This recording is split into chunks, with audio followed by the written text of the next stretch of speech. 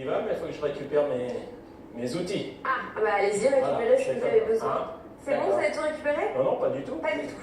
Ok. Non, bah, Oui, j'allais vous chercher quelque chose? Non, non, oui, oui. Alors, je vais aller chercher votre ordinateur. Allez, là, c'est 4 Callaway avec Guillaume Miguel, proposé à 17 contre 1, 10 contre 1 pour Pierre-Charles Boudot sur les deux.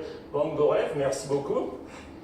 Quant à Brico, bah on a vu la course référence tout à l'heure, c'était magnifique. Christophe Soumillon, peut-être un nouveau succès, proposé à 2,40 €. Notez qu'il y a un nom partant, il s'agit du 9.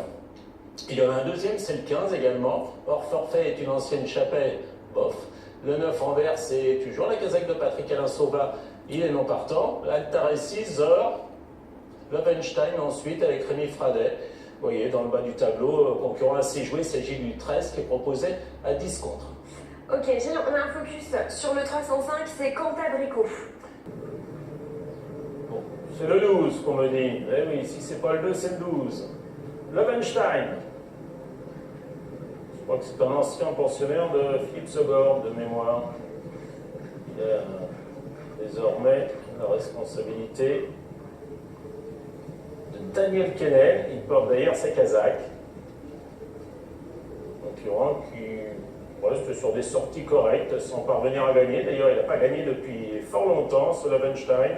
Mais il monte aussi toujours en course l'après-midi. Il a ses clients. Alors, il resterait le 12 Lovenstein, avec Rémi Fradet.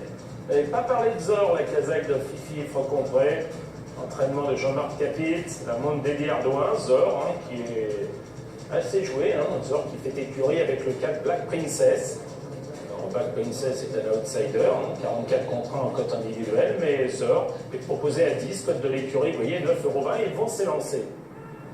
C'est parti pour cette troisième épreuve sur l'hippodrome de Lyon, Paris, avec un bon départ pour le 13 Lito, mais également pour l'écurie Fauconpré avec le 4 Black Princess qui vient aux avant-postes. Aux avant-postes également le 8 hors forfait.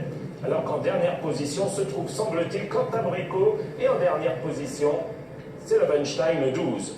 Ils ont parcouru 300-400 mètres avec pour l'instant le 8 hors forfait qui a l'avantage. Black Princess est en deuxième position. Lito en jaune, le 13 est troisième. À son extérieur se rapproche le 7 Meadra. En cinquième position, le 14 Split Step.